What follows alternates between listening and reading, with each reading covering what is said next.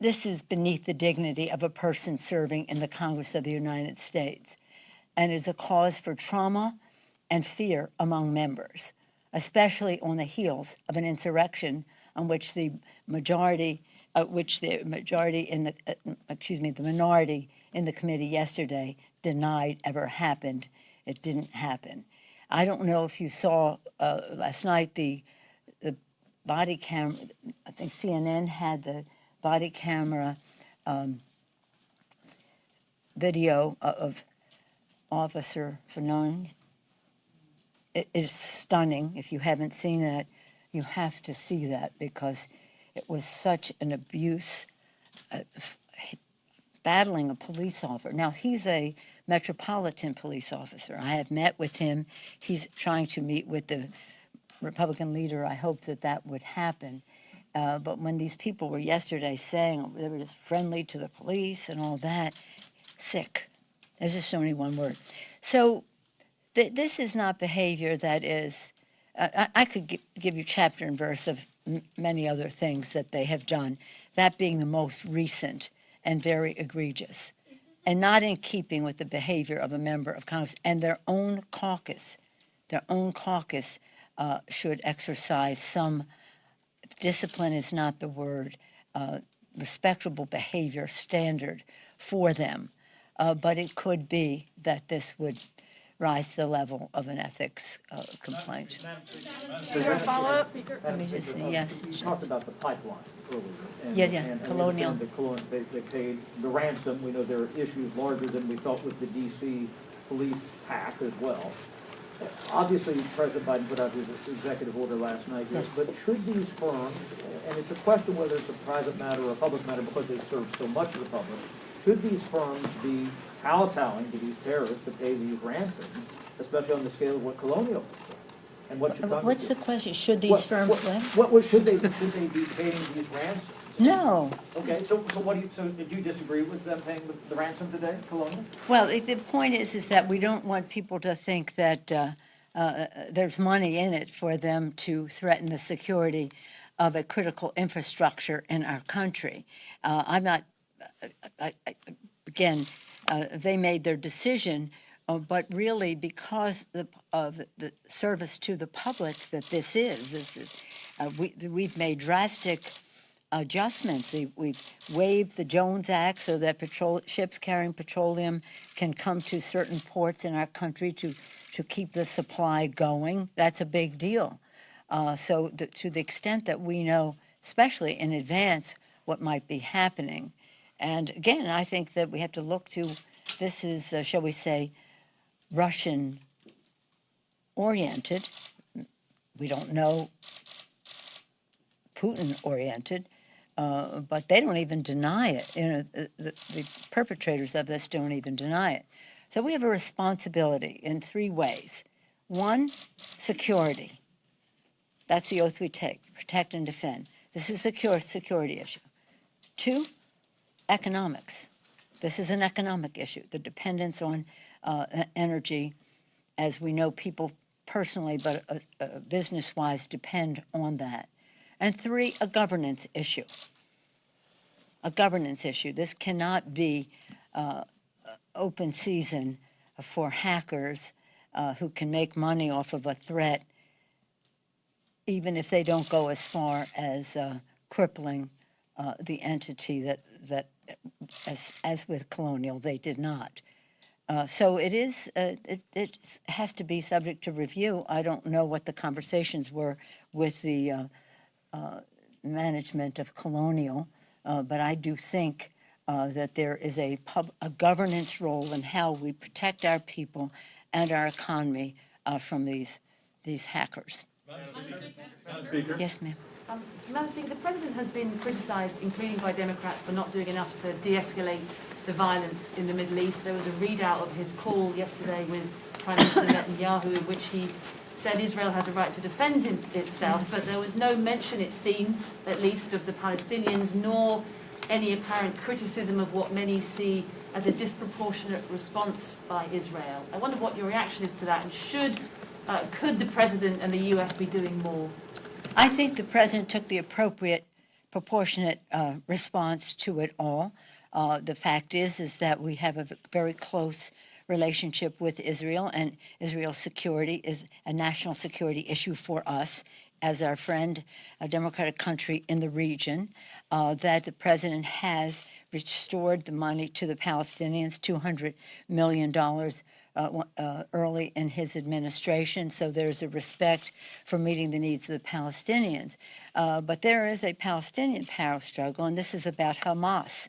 So I wouldn't just label it Palestinian. I would say Hamas. And Hamas is threatening the security of people in Israel. Israel has a right to defend itself.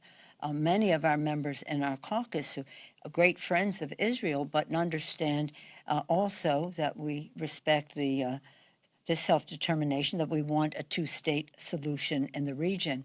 But that doesn't give license to Hamas to bomb Israel. Speaker, on immigration, please. And immigration. Thank you. The latest Border Patrol report shows a deterioration in the border situation, more interdictions. Do you think Vice President Harris is in the best position to exert her presence there to fix things? Yeah. Well, first of all, let me just correct the record here. I don't know what aspect of the border you're talking about, but the record, the figures that came out in April showed that there was an 80% decrease of the number of children under the auspices of the Border Patrol, 6,000 something to 1,000 something. They had been moved out more expeditiously than before because the Biden-Harris administration had reconstructed how we deal with the situation at the border. As I have said on the border, 3 R's. 3 R's. What are the roots of this immigration? And that's where the vice president has been tasked to, I don't know, visit physically, but communicate directly with the governments of the Northern Triangle, El Salvador, Guatemala, and Honduras. I think she is very well suited to do that. Secondly, roots. Second are reconstruct. You had to deconstruct the horrible situation that the Trump administration had created at the border. Deconstruct it so you can reconstruct a better system, and they have. And the third is our friends, the refugees. As I've said to you all before, you've heard it, you can repeat it, I'm sure, because you've heard me say it over and over again, that when we had a hearing on this subject, the evangelicals said that the United States Refugee Resettlement Program is the crown jewel of American humanitarianism. This is something now I'm pleased that the president has raised the number of people who can come into our country. Every country has a moral responsibility to help those in fear of persecution or danger where in their home country. So I think that did come up in our meeting yesterday because I was mentioning that when I took a group right before COVID, say about 15 or I don't know, a year and a half ago about, to the Northern Triangle, to the countries I mentioned, El Salvador, Guatemala, and Honduras, recognizing from previous visits and to the border over and over again that violence, economic hardship, but that's not a cause for amnesty, but nonetheless a reason why somebody might leave home. Violence and corruption and all those things were what were causing people to flee. But what I learned in that more recent visit was that the climate issue was having, and the drought was having such an impact on the agricultural industry there that people lost their livelihoods, they lost their jobs, they lost their ability to farm. And not only were they losing their ability to produce food, they were hungry themselves. So Madam Vice President said that she has engaged the Secretary of Agriculture to be part of that. So it's Vice President, I'm so proud of her, Vice President Harris, but with the resources of the Biden-Harris administration. Get to the root cause of it, reconstruct the system that was there so that it works better, and third, understand our responsibility to refugees, the 3 R's. I will say in that conversation, the president was totally knowledgeable, chapter and verse, very concerned, and something I think that he deals with every day. Go ahead. I just want to ask you on the supplemental, whether you believe there's agreement with Republicans on it, and secondly, on the January 6th commission, whether you believe there's any, whether you plan to put it on the floor next week, and whether you believe there's any movement in the negotiations. On the latter, I start with the latter. I'm optimistic. We have come closer in terms of the on a negotiation about a commission. And if you look at 9/11 and the rest, what you want to do is who makes that up? What is the makeup of the commission? Okay, they wanted it half and half. Now, mind you, most commissions that we formed since then have enabled the president to have appointments. But nonetheless, we've come to a place 5 and 5. The who, the how, the subpoena power. They had a concern about subpoena power. Okay, we conceded on that point. But we cannot concede on the scope. And that was sort of the last stumbling block, because there was an interest, and Liz Cheney addressed that in her remarks, I think this morning or last night, but it was reported this morning, about those in her own party who do not want to keep this focused on January 6th.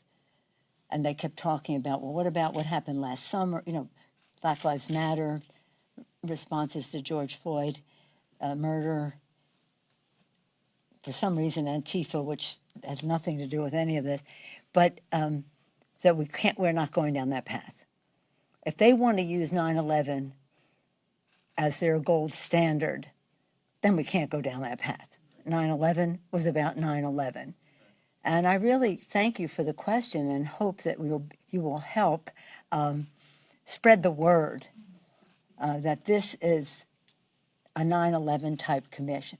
I also add, as one who was a top Democrat on the Intelligence Committee at the time, that at the time we did have a congressional investigation. Much of it preceded the 9/11 Commission, and so I'm glad that our committees are having their regular order, those with the jurisdiction in terms of the security issue. But I also believe that, as with the 9/11 Commission, that whatever information they may produce or law enforcement may produce, as the 9/11 Commission clearly spelled out, could be a resource to the commission. So do I believe? Yeah, I believe. Let me put it a different way. I'm hopeful that addressing the concerns they put out there, but consistent with the purpose, that we should be able to have something pretty soon in that regard. If we don't, we can always do a congressional investigation with full subpoena power in the hands of the majority and a majority of members on the committee. So the vote would be for subpoena, whatever. Now, let's hope that we don't have to go that route.